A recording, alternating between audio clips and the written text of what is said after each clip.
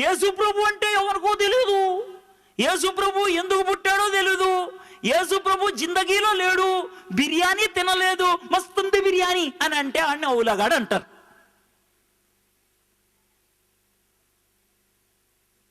యేసు ప్రభుని సొంత రక్షకుడిగా అంగీకరించకుండా క్యారల్స్కి ఎవడరా నేను వెళ్ళమన్నది? ఇప్పుడు వెళ్ళమన్నాడు. యేసు ప్రభు నా రక్షకుడు అని చెప్పడానికి పోవాలా, అంతేగాని రాత్రిపూట తలుపు కొట్టి పప్పలు తిని రాడానికా? కాదు, అస్సలు కాదు. సో మొదట దేవుని వాక్యాన్ని వినాలా, దానికి విధేయత చూపించాలా, యేసు ప్రభుని సొంత రక్షకుడిగా అంగీకరించాలా, ఆ తర్వాత దునియాకి చెప్పాలా. రుచి చూచి ఎరిగి తిని యెహోవా ఉత్తముడని. నువ్వు రుచి చూడకుండానే చెప్పాను నేను సూపర్ అంటే ఎలా ఉంటుంది? కుదరదు. గొల్లలు అది వాళ్ళు చేసింది. అయిపోయిందా? ఇక జ్ఞానుల దగ్గర నుంచి చూద్దాం. యేసు ప్రభుకి 500 సంవత్సరాల ముందు జొరాస్ట్రియన్ అని ఒక మత నాయకుడు ఉండేవాడు, జొరాస్ట్రియన్. ఆ జొరాస్ట్రియన్ స్థాపించిన మతమే జొరాస్ట్రియనిజం అని అంటారు. ఈ జొరాస్ట్రియనిజంలో ఉన్నటువంటి వాళ్ళే టాటా, బిర్లా, వీళ్ళంతా. మనకి ఈ జొరాస్ట్రియనిజంలో ఉన్నటువంటి వాళ్ళు పూజలు చేస్తూ ఉంటారు. మనకి పార్సీ గుట్ట ఉన్నది చూసారా, పార్సీక మతం అంటారు, వాళ్ళకి సంబంధించిన వాళ్ళు అన్నమాట. పార్సీక మతం అంటే వాళ్ళకు ఒక పుస్తకం ఉన్నది. ఆ పుస్తకం పేరు జంద్ అవస్థ. జొరాస్ట్రియన్ రాశాడు ఆ పుస్తకాన్ని, జంద్ అవస్థ. జంద్ అవస్థ మీకు కొత్త ఏం కాదు. జండూబామ్ తెలుసా మీకు? జండూబామ్ జంద్ అనేటువంటి ఆ వ్యాపారస్తుడు స్థాపించింది. మీలో ఇంటర్నెట్ లేకపోతే కంప్యూటర్కి వెళ్ళే వాళ్ళు ఉండే కనుక అవస్థ అనే యాంటీవైరస్ ఉంటుంది తెలుసా, అది అక్కడికి వెళ్ళి వచ్చిందే, జంద్ అవస్థ. అది వాళ్ళ గ్రంథం పేరు. దాంట్లో 5వ అధ్యాయంలో 32వ వచనంలో ఒక మాట ఉంటుంది. ఏమనంటే తెలుసా, లోక రక్షకుడు రాజులకు రాజుగా పుడితే ఆకాశంలో ఒక స్టార్ వస్తుందని. ఇక వాళ్ళు దాన్ని పట్టుకొని ఈ స్టార్కి కేంద్రం ఎక్కడ్రా అని చూస్తే అది ఇస్రాయల్ దేశంలోకి వెళ్తుంది. ఇస్రాయల్ దేశానికి రాజు ఎవడరా అని అంటే హేరోదు. హేరోదు దగ్గరకు పోయి అడిగారు, బాబు మీ ఇంట్లో కొడుకు పుట్టాడని. నాకు పుట్టలేదురా బాబు అని అన్నాడు. అని అంటే మరి మాకు స్టార్ కనబడింది అని అన్నాడు. అంటే ఆగంటే జర కూర్చోండి, నేను లేఖనాలే చూపిస్తాను అనేసి అప్పుడు శాస్త్రులు పిలిపించారు, జర చూడండి రా అని అన్నాడు. అంటే వాళ్ళు లేఖనాలు తీశారు. అంటే స్టార్కి వాళ్ళు విధేయత చూపించి వెళితే హేరోదు దగ్గరికి వెళ్ళారు. జాగ్రత్తగా అర్థమైందా? స్టార్కి విధేయత చూపించి పోతే హేరోదు దగ్గరికి వెళ్ళాడు. హేరోదు ఏం తెరిపించాడు? స్క్రిప్చర్ తెరిపించాడు. స్క్రిప్చర్ అంటే ఏంటి? బైబిల్ తీపిచ్చాడు. స్టార్కి రెస్పాండ్ అయితే స్క్రిప్చర్ దగ్గరికి వెళ్ళారు. స్క్రిప్చర్లో ఏమన్నది? బెత్లెహేంలో పుడతాడు రా అని. అప్పుడు బెత్లెహేంలోకి వెళ్తే ఎవరు తగిలారు? సేవియర్ తగిలాడు. సో మొదట స్టార్, తర్వాత స్క్రిప్చర్, తర్వాత సేవియర్. దేవుడు కొంతమందికి క్రమక్రమేణా రెవల్యూషన్ ఇస్తాడు. గొల్లలకి పూర్తిగా ఇచ్చాడు ఒకేసారి, కానీ జ్ఞానులకి అట్లా ఇవ్వాల. జాగ్రత్తగా ఇక్కడ మీరు అర్థం చేసుకోవాలి. చాలా మంది క్రిస్టియన్స్ ఈ కేటగిరీలో ఉంటారు. దేవుడు ఏమంటాడు తెలుసా, అక్కడ దాకా రారా, నేను తర్వాత చెప్తానంటే ఏం చేస్తావో చెప్పు, నేను అప్పుడు దాకా రానంటాడు. వీడు ఇక్కడే ఉంటాడు. ఇప్పుడు నీకు అర్థమైందా? నువ్వు నా లైఫ్ ఎండింగ్ ఎక్కడ ఎలా ఉంటుందో చెప్పు, అప్పుడు నేను డిసైడ్ అవుతానంటాడు. కానీ దేవుడు ఏమంటాడు తెలుసా, అట్లా కాదురా, నా మీద నువ్వు ఆనుకొని నువ్వు అడిగేస్తే కనుక తర్వాత అడిగి ఎక్కడేయాలో చెప్తాను. అట్లా కాదు భయ్, 10 అడుగులు చెప్పు, ఆ తర్వాత డిసైడ్ అవుతానంటే నేను చెప్పా అంటాడైనా. నువ్వు ఆయన మీద ఆధారపడటం అంటే అది క్రమక్రమేణా దేవుని మీద ఆధారపడటం నేర్పిస్తాడు. ఎవరైతే ఆ ప్రోగ్రెసివ్ రెవల్యూషన్కి ఒబీడియన్స్ చూపించరో వాళ్ళకి రెవరెన్స్ ఉండదు. దేవుణ్ణి చూడరు, దేవుణ్ణి ఆరాధించరు, దేవునికి గిఫ్ట్స్ ఇవ్వటం అంటే ఏంటో చేత కాదు. ఒకవేళ ఒబీడియన్స్ ఉంటే జాగ్రత్తగానండి, స్టార్కి ఒబీడియన్స్ చూపించి 1500 మైళ్ళు నడిచారు. ఒబీడియన్స్తో ఎంత దూరమైనా వెళ్తాం, ఒబీడియన్స్తో ఎంత దూరమైనా వెళ్తాం, ఒబీడియన్స్తో ఏమైనా ఇవ్వడానికి ఇష్టపడతాం. దేవుడు మన దేవుడు అని అంగీకరిస్తే జిందగీని ఇవ్వడానికి పెద్ద సంకోచించం. ఒక మాట చెప్తాను, మన కోసం ప్రాణం పెట్టినటువంటి యేసయ్య మన నుంచి కోరేదేంటి తెలుసా? రే, ఒక కాగితం తీసుకొని ప్రియమైన యేసయ్యకు అని పైన రాసి మొత్తం పేజీ వైట్గా పెట్టి కింద సంతకం పెట్టిరా అంటాడు. ఇస్తావా? ఇయ్యం. ఎక్కడిస్తాం? ఇయ్యం. అలాంటి కమిట్మెంట్ లేకపోతే ఎందుకు మనకు వస్తావు? వేస్ట్. ఆర్మీలో చేరితే జిందగీనిస్తాడు. మైన్స్లోకి వెళ్ళాడు, సంతకం పెట్టి వెళ్తాడు.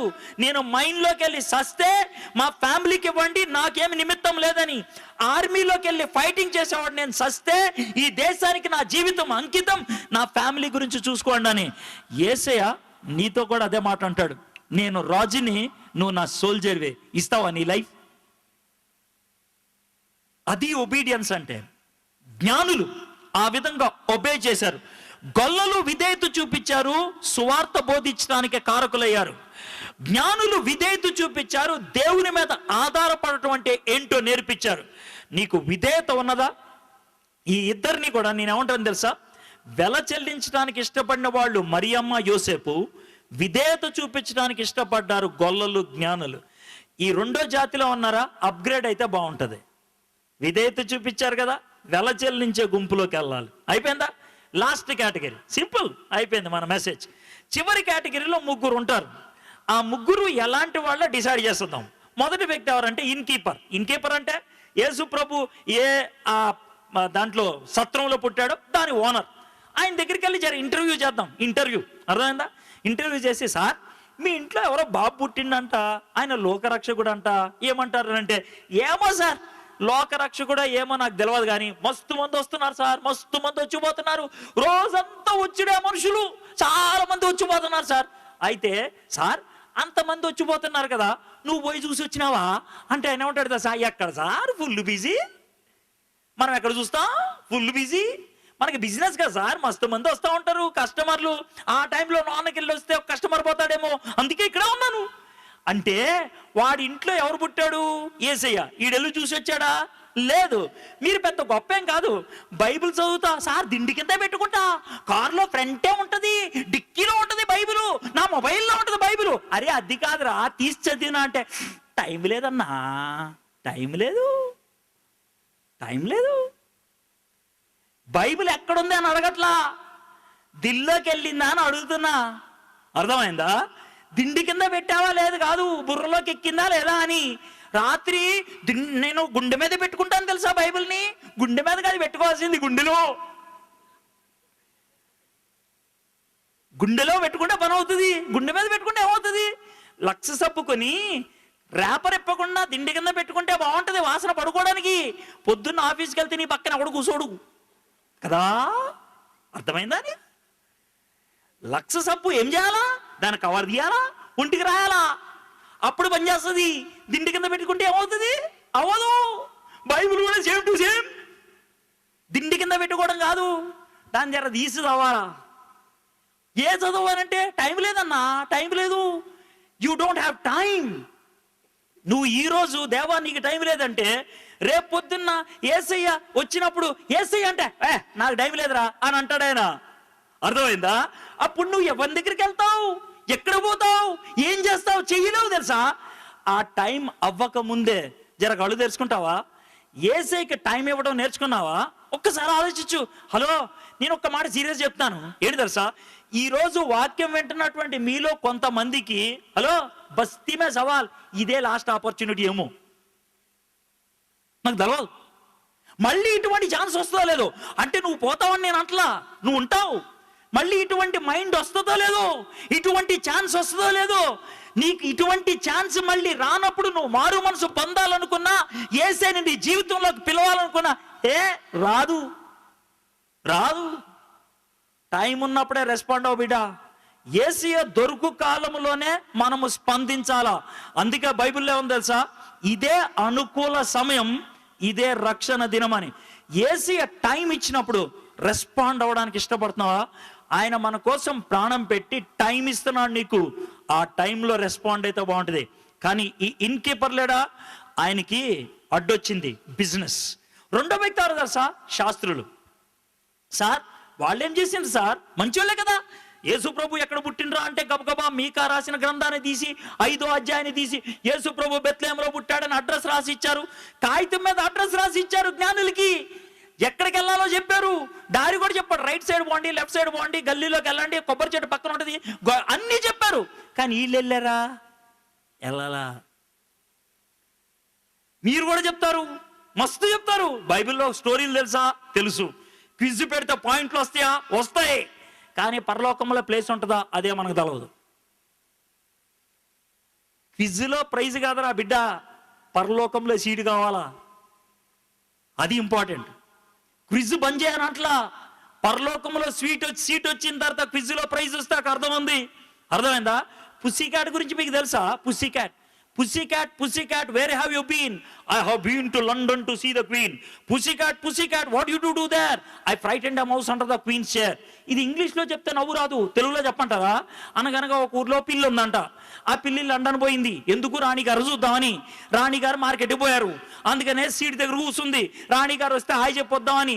ఈలోగా రాణిగారి సీటు కిందకు ఒక ఎలక పిల్ల వచ్చింది. పిల్లి కదా, ఎలకను చూడంగానే లేనిపోయిన పౌరుషం వచ్చింది. దాని వెనకాల పరిగెట్టింది. ఆ ఎలక పిల్ల పరిగెట్టి దాని ఇంట్లోకి వెళ్ళింది. ఇక పిల్లి ఏం చేయలేక పరిగెట్టుకుంటా వస్తుంటే మధ్యలో ఆవిడ అడిగాడు, ఏయ్ ఎక్కడ పోయినావు? లండన్ పోయినా. ఎందుకు పోయినావు? రాణిగారిని చూడటానికి. ఏం చేసినావు? ఎలక పిల్లని భయపెట్టొచ్చినా. నేను తెలుగులో చెప్తే నవ్వారు, ఇంగ్లీష్లో కూడా అదే. వెళ్ళింది రాణిగారిని చూడటానికి, అది చేసింది ఏంటి? ఎలక పిల్లని భయపెట్టొచ్చింది.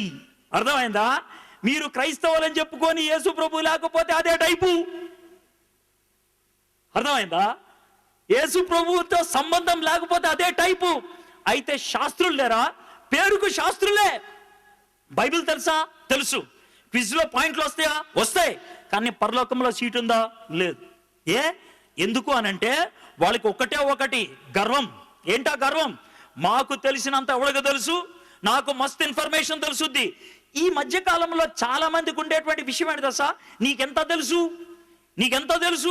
నీకు ఎన్ని వచనాలు తెలుసు, ఎన్ని గ్రంథాలు తెలుసు, ఇది చాలా మంది లెక్కేసుకునేది. దేవుడు అడిగేది నీకెంత తెలుసు అనేది కాదు, తెలిసిన దాంట్లో ఎంతది జీవితంలో అన్వయించావని. అర్థమైందా? అది లేకపోతే ఏం లైఫ్కి అర్థం? 2 క్యారెక్టర్లు అయిపోయినాయి. అర్థమైందా? ఇప్పటికి 6 క్యారెక్టర్లు అయినాయి. ఈ 6గురిలో మీకు ఎవరన్నా టచ్ అయ్యలేదు నాకు తెలియదు. ఒక్క మాట చెప్తున్నాను, ఇక్కడ మాత్రం ఒక పని చేయద్దే. నేను క్యారెక్టర్ గురించి చెప్తుంటే ఇది ఆడికే, ఇది దీనికే అని ఎప్పుడు అనుకోవద్దు. ఆ విధంగా అనుకుంటూ ఉన్నావు అనుకో, నీ గతి అవుట్. నీ గురించి ఎవడో ఆలోచిస్తాడు, నీ గతి మాత్రం మడాష్. అది అవ్వకుండా ఉండాలంటే నీ జీవితం గురించి నువ్వు ఆలోచించుకో. అర్థమైందా? చివరి క్యారెక్టర్ ఈయనెవరో తెలుసా? హేరోద్ ఏం చేసింది సార్ అంటారు. హేరోద్ ఏం చేశాడు? హేరోదికి యేసు ప్రభు దేవుడు అని తెలుసా? తెలుసు. రాజులకు రాజు అని తెలుసా? తెలుసు. ఎక్కడ పుట్టాడో తెలుసా? తెలుసు. అయితే ఆయన్ని ఆరాధిస్తానికి వస్తానని చెప్పి చంపడానికి మనుషులు పంపించిండు. ఎందుకో తెలుసా? ఇది జాగ్రత్తగా వినండి. ఎందుకనంటే యేసు ప్రభు గనక దేవుడు అయితే, యేసు ప్రభువుకు రాజులకు రాజు అయితే మనోడి సీటు ఉంటుందా? ఉండదు. మనోడు సీటు పోద్దనే భయంతో యేసు ప్రభుని లేపేద్దాం అనుకున్నాడు. హలో, హేరోదు లాంటి వాళ్ళు చాలా మంది ఉంటారు ఇక్కడ. ఎలాగో తెలుసా? ఒక వ్యక్తి దేవుని వాక్యాన్ని బోధిస్తున్నప్పుడు, పరిశుద్ధాత్ముడు హృదయంలో పనిచేస్తున్నప్పుడు ఏమంటారు తెలుసా? అరే నా దగ్గర రారా, రే నీ జీవితాన్ని మారుస్తాను రా అని అంటే ఆ టైంలో 2 విషయాలు గుర్తొస్తాయి. ఒకటి మనకున్నటువంటిది, రెండోది ఈరోజు దేవుడు ఇచ్చేది. మనకున్నది సంబంధం అవ్వచ్చు, ఒక రిలేషన్, లేకపోతే ఒక అలవాటు అవ్వచ్చు, ఒక హ్యాబిట్ అవ్వచ్చు, ఒక చెడు బుద్ధి అవ్వచ్చు, ఏదైనా సరే. నేను యేసు ప్రభుని అంగీకరిస్తే సినిమాలు బంద్ చేయాలా, నేను యేసు ప్రభుని అంగీకరిస్తే సిగరెట్లు బంద్ చేయాలా, యేసు ప్రభుని అంగీకరిస్తే గర్ల్ ఫ్రెండ్ వదిలేయాలా, యేసు ప్రభుని అంగీకరిస్తే సెకండ్ సెటప్ వదిలేయాలా, యేసు ప్రభుని అంగీకరిస్తే మందు వదిలేయాలా. ఒకవేళ ఈ విధమైన తర్జన భర్జన ఉన్నట్లయితే నువ్వు చేసే పని తెలుసా? ఏసయ్య తర్వాత ఆలోచిద్దాంలే అని అంటావు. అంటే ఏసయ్యని ఏం చేసావు? లేపేశావు. ఎన్నిసార్లు చేసావు మాట? ఎన్నిసార్లు లేపేశావు, ఎన్నిసార్లు పక్కకు తోసిపడేశావు, ఎన్నిసార్లు పరిశుద్ధాత్ముడు నీ హృదయంలో పనిచేయడానికి అడిగితే యేసయ్య ఎన్నిసార్లు నీ హృదయం బయట నిలబడి తలుపు తోట ఉంటే ఇప్పుడు కాదులే తర్వాత రా అని ఎన్నిసార్లు పంపించేశావు. మై ఫ్రెండ్స్, మళ్ళీ ఛాన్స్ రాదేమో. హేరోదు, యాజకులు, ఆ యొక్క సత్రపు యజమాని, వాళ్ళు క్యారెక్టర్స్ నెగిటివ్గా మిగిలిపోయారు. ఎందుకో తెలుసా? విసర్జించడానికి ఇష్టపడ్డారు, వెల చెల్లించడానికి ఇష్టపడ్డారు. మరియమ్మ యోసేపు విధేయత చూపించడానికి ఇష్టపడ్డారు. గొల్లలు జ్ఞానులు విసర్జించడానికి డిసైడ్ అయిపోయారు. ఆ ముగ్గురు. ఆ జాతిలో నువ్వు ఉన్నావా? I don't know. ఆ జాతిలో నువ్వు ఉన్నావా? If you are in that, god wants to plead you one last time. ఒక్కసారి నిన్ను బ్రతిమలాడుతున్నాడు. బెత్లెహేములో పుట్టానని పండగ నీ జీవితంలో నాకు స్థానం ఉందా? Do you give me a place in your heart అని అడిగితే what do you say my friends? ఏం చెప్తావు? Would you like to invite Jesus my friends? యేసును ఈ రోజు నీ జీవితంలోకి ఆహ్వానించడానికి ఇష్టపడుతున్నావా? నీకు నిత్య జీవాన్ని ఇవ్వడానికి, నీ పాపము నుంచి నిన్ను బయటకు తీసుకురావడానికి, నీకంటూ పరలోకంలో ఒక స్థానాన్ని ఇవ్వటానికి ఈ లోకంలో పుట్టి వదిలేడు ఆయన. ఈ లోకంలో పుట్టి నీ ప్లేస్లో ఆయన చచ్చిపోవడానికి ఇష్టపడ్డాడు. నీ ప్లేస్లో ఈరోజు ఆయన ఏమని అడుగుతున్నారు తెలుసా? నీ జీవితాన్ని నాశనం చేసుకున్నావా? నీ జీవితం ఖతం అయిపోయింది అనుకున్నావా? నీ జీవితం ఎందుకు పనికి రాదనుకుంటున్నావా? రిమెంబర్, అలాంటి పరిస్థితుల్లో ఉన్నా నేను నీ లైఫ్ను మారుస్తానని అంటున్నాడు. I want to give you one example from my home my friends. మా ఇంట్లో జరిగిన ఒక సన్నివేశం. నా బిడ్డల దగ్గర నుంచి నేను చాలా పాఠాలు నేర్చుకున్నాను. ఒక 5-6 years క్రితం జరిగిన సన్నివేశం. నాకు 2 బిడ్డలు. పెద్ద ఆమెమో షారన్, చిన్నదేమో షైనీ. అప్పుడు పెద్దది 8th క్లాస్ చదువుతుంది, చిన్నదేమో 3rd క్లాస్ చదువుతుంది. ఆ రోజు నా బర్త్డేకి పార్టీకి అని హోటల్కి వెళ్ళినాం ఫ్రెండ్స్ అందరితో కలిసి. ఓకే, వాళ్ళు టేబుల్ రెడీ చేస్తాం సార్, మీరు జరసేపు ఆడుకోండి అన్నాడు. మా బిడ్డలు పరిగెట్టుకుంటూ వెళ్ళి 100 రూపీస్ కట్టి బౌలింగ్ గేమ్కి రిజిస్టర్ చేశారు. 2 పేర్లు స్క్రీన్ మీద పడ్డాయి, షారన్, షైనీ అని. మేమిద్దరం అందరం కూడా వెళ్ళి చూద్దామని గేమ్ చూసినాం. షారన్ ఫస్ట్ టైం బాల్ ఇసిరింది, 7 points వచ్చాయి. ఆ తర్వాత షైనీ బాల్ ఇసిరింది, గోడెమ్మడ పోయింది. ఒక్క స్టిక్ కూడా పడలేదు, 0 వచ్చింది. Sharon score 7, shiny score 0. రెండోసారి షారన్ ఇసిరింది, 10 points వచ్చాయి, దాని score 17. Second time shiny ball పట్టుకుంది. దానికి తెలుసు కదా 3 holes ఉంటాయి. ఆ హోల్స్ లో ఫింగర్స్ పెట్టి ఇలా తిప్పుతూ ఇసరటానికి ప్రయత్నం చేస్తే ఆ బాల్ టోస్ మీద పడి భయంకరమైన పెయిన్ వచ్చి వెనక్కి లాగి మళ్ళీ బాల్ పైకి లేపింది. మేమందరం చప్పట్లు కొడుతున్నాం, మాకు తెలుసు షైనీ ఓడిపోతుందని, కానీ ఏం చేయలేని పరిస్థితి. అలాగే ఉన్నాం. ఈలోగా నా దోస్తు ఒకడు చందు, వాడు LNTలో పనిచేస్తాడు. వాడి దగ్గరకు వచ్చి షైనీ పక్కన నిలబడి చేయి మీదేసిండు. ఎందుకు వేసాడు అని ఆలోచిస్తా ఉన్నాను. మీద చేయేసి అన్నాడు, షైనీ నీ బదులు నేను ఆడినా అని అన్నాడు. షైనీ ఫ్యూ సెకండ్స్ ఆలోచించింది, చాలా ఇంటెలిజెంట్ గా తల పైకెత్తి ఆడన్నా అని బాల్ ఇచ్చేసింది. చందు బౌలింగ్ బాగా ఆడటం వచ్చు. ఆయన బాల్ తీసుకొని ట్విస్ట్ చేస్తూ ఇసిరాడు. 10 sticks పడిపోయినాయి. కంప్యూటర్కి బాల్ ఎవడిసిరాడో అవసరం లేదు, స్టిక్కులు పడినా లేదా కావాలా. 10 స్టిక్కులు పడంగానే షైనీ పక్కన 10 అని స్కోర్ పడింది. Now see the reaction. Shiny దాని స్కోర్ ఎప్పుడైతే 10 అని చూసిందో ఏం చేసింది తెలుసా? ఈ యొక్క పిడికిలు బిగిచ్చి యా నేను గెలిచా అని అన్నది. ఆడింది చందు, గెలిచింది షైనీ. సొమ్మొకడిది, సోకొకడిది. ఓడిపోయేటువంటి షైనీ ఆ రోజు గేమ్ ఎందుకు గెలిచిందో తెలుసా? ఓడిపోతున్న తను గెలిపించగలిగే చందుని సబ్స్టిట్యూట్ గా పెట్టుకుంది. ఈ రోజు నీ లైఫ్ లో యేసు ప్రభు చెప్పే మాట ఏంటి తెలుసా? అరే లైఫ్ అయిపోయిందా, ఓడిపోయా, జర పక్కకి జరగరా, నేను ఆడి పెడతా. జర పక్కకి జరుగు, నేను ఆడి పెడతా. యేసయ్య అనేటువంటి మాట నువ్వు ఒప్పుకొని పక్కకు జరుగుతావా, ఆయన నీ గేమ్ ఆడి పెడతాడు, నీకొక గెలుపునిస్తాడు. ఈరోజు నీ జీవితాన్ని యేసయ్యకి ఇవ్వడానికి ఇష్టపడుతున్నావా? ఆయన నీ జీవితాన్ని మార్చగలడు. Finally I want to give my testimony in 2 minutes and I want to conclude. My friends, నేను ఒక మంచి క్రిస్టియన్ ఫ్యామిలీలో పుట్టినవాడిని. మా మమ్మీ డాడీ చాలా ప్రేయర్ఫుల్ పీపుల్. 10th క్లాస్ దాకా చాలా భద్రంగా పెంచారు నన్ను. అర్థమైందా? 10thలో నాకు డిస్ట్రిక్ట్లో 10th ర్యాంక్ వచ్చింది. అంత మంచిగా చదువుకునేటోడిని. ఇంటర్మీడియట్లోకి వచ్చిన తర్వాత జీవితాన్ని పాడు చేసుకోవటం మొదలుపెట్టినా. అంటే నా భాషలో చెప్పాలంటే ఎంజాయ్ చేయటం మొదలుపెట్టినా. సిగరెట్లు తాగటం, మందు కొట్టుడు, కొంచెం లెవెల్ పెరిగింది. డ్రగ్ అడిక్ట్ అయ్యాను. పెత్తడిన్, మార్ఫైన్, గంజాయికి అలవాటు పడ్డాను. వీక్లీ 3 times డ్రగ్ ఎక్కకపోతే నా బ్రతుకు సరిపడేది కాదు. That was my situation. పైసలు సరిపోయా కావు. 1984లో జరిగినటువంటి విషయం. ఆ టైంలో టోటల్ ఆంధ్రప్రదేశ్లో 3 చోట్ల బార్ విత్ క్యాబరే ఉండేది. ఒకటి దివాంచి పంజాగుట్టలో, రెండోది శ్రీదేవి సనత్ నగర్లో, మూడోది కెసినో బార్ అండ్ రెస్టారెంట్ గుంటూరులో. అయితే నా దోస్త్ ఒకటి చెప్పాడు, గుంటూరు కెసినో బార్ అండ్ రెస్టారెంట్లో సాటర్డే సండే ఒక అమ్మాయి డాన్స్ చేయడానికి వస్తుంది, ఆమెతో పాటు మేల్ పార్ట్నర్గా డాన్స్ వేస్తే ఒక్క నైట్కి 80 రూపీస్ ఇస్తారని. నేనేస్తాను రా అని అడిగినా. నాకు పెద్ద డాన్స్ రాదు, కానీ అక్కడ డాన్స్ చేయాలంటే నీకు కావాల్సింది డాన్స్ కాదు, సిగ్గులేనితనం. ఏం చేయమంటే అది చేయాలి. I said okay, I'm willing to do. ఆ అమ్మాయి పక్కన డాన్స్ చేయడానికి ఇష్టపడ్డాను. ఆ అమ్మాయి మీలో చాలా మందికి తెలిసి ఉంటుంది. అప్పట్లో ఆమె 10th క్లాస్ గర్ల్. ఇప్పుడు ఆమె ముసల్ది అయిపోయింది అనుకోండి, వాళ్ళ హస్బెండ్ కూడా చనిపోయాడు.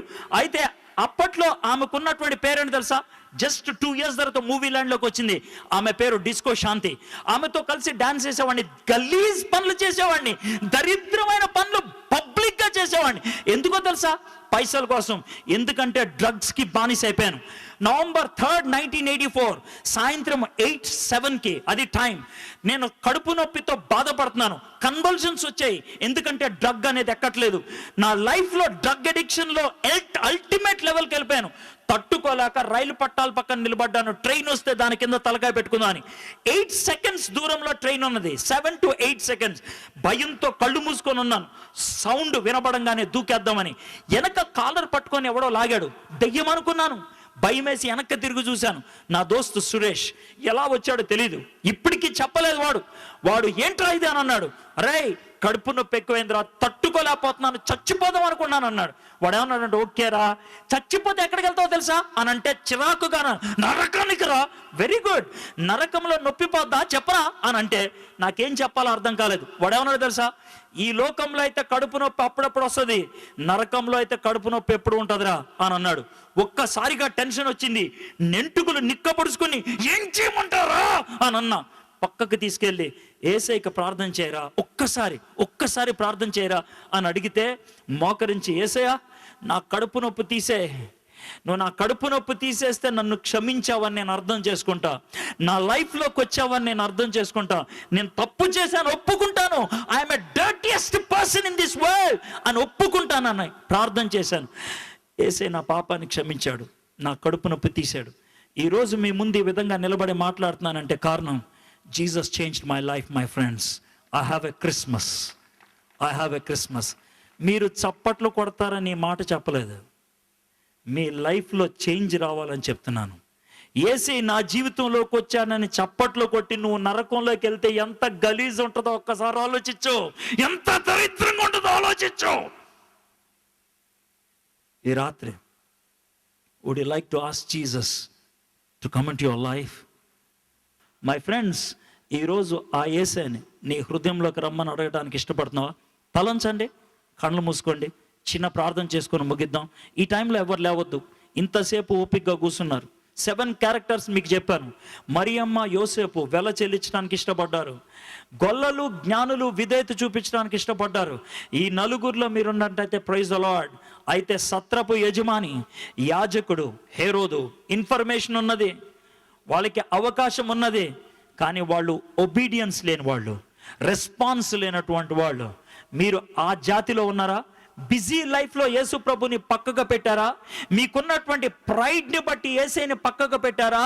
మీకున్నటువంటి యావిగేషన్స్, అంబిషన్స్, హ్యాబిట్స్ని బట్టి యేసయ్యని పక్కకు పెట్టారా? ఒకవేళ ఈ కారణాన్ని బట్టి పక్కకు పెట్టినట్లయితే ఈరోజు యేసయ్య, I want to have a change, నా జీవితంలో మార్పు రావాలి ప్రభా, you come in to my heart, నా హృదయంలోకి రా ప్రభా అని అడగడానికి ఇష్టపడుతున్నావా? సింపుల్గా, ఆనెస్ట్గా అడుగుతాను ఈ మాట. If you are willing to pay my friends, మీరు ఆ విధంగా ప్రేయర్ చేయడానికి ఇష్టపడినట్లయితే నా జీవితాన్ని మార్చిన యేసయ్య నీ జీవితాన్ని మారుస్తాడు. దాంట్లో ఎటువంటి అనుమానం లేదు. నిజమైనటువంటి క్రిస్మస్ ఆ యేసయ్య మన హృదయంలోకి వచ్చినప్పుడే, మన గుండెల్లోకి వచ్చినప్పుడే. ఈ రోజు ఆ క్రిస్మస్ నువ్వు చేసుకోవడానికి ఇష్టపడుతున్నావా? చేసుకోవడానికి ఇష్టపడుతున్నట్లయితే నోరు తెరిచి చిన్న ప్రార్థన చేయి. యేసయ్య నా హృదయంలోకి రా, come in to my heart అని అడుగు. ఆయన వస్తాడు. నా పాపాన్ని క్షమించు, నా జీవితాన్ని ఖరాబ్ చేసుకున్నాను, పాడు చేసుకున్నాను, నాశనం చేసుకున్నాను, ఓడిపోయాను, ఈరోజు నీ దగ్గరకు వస్తున్నాను, నన్ను క్షమించు, నా జీవితాన్ని మార్చు. ఈ రాత్రి అలాంటి ప్రార్థన చేయడానికి మీలో ఎవరన్నా ఇష్టపడుతున్నారా?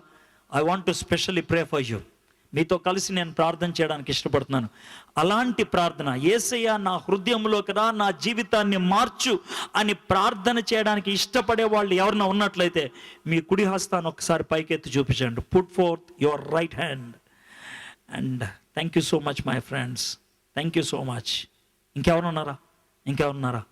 Thank you so much. చేతులు ఎత్తిన వాళ్ళు దించేయండి. యేసయ్య మనకరించడానికి నువ్వు సిగ్గుపడతావా? భయపడతావా? ఆలోచించు. ఒకవేళ నీ మనస్ఫూర్తిగా యేసు ప్రభుని అంగీకరించిన నువ్వు ఇష్టపడినట్లయితే, ఎవరైతే చేతులు ఎత్తారో ఉన్న చోటన ఒక్కసారి లేచి నిలబడతారా? చిన్న ప్రార్థన చేసుకొని ముగించుకుందాం. Don't fear my friends, this is a simple test my friends. If you are honest, యేసయ్య నువ్వు నా కోసం పరలోకాన్ని విడిచి ఈ లోకంలోకి వచ్చావు. నా కోసం ఒక కన్యక గర్భాన్న పశువుల పాకలో పుట్టావు. నా కోసం సిలువ మీద చనిపోయావు. నిన్ను నా హృదయంలో స్వీకరించడానికి నేను ఇష్టపడుతున్నాను అని చెప్పేవాళ్ళు లేచి నిలబడండి. ఎవరైతే లేచి నిలబడ్డారో మీ యొక్క రైట్ హ్యాండ్ మీ గుండె మీద పెట్టుకోండి, మీ యొక్క హార్ట్ మీద.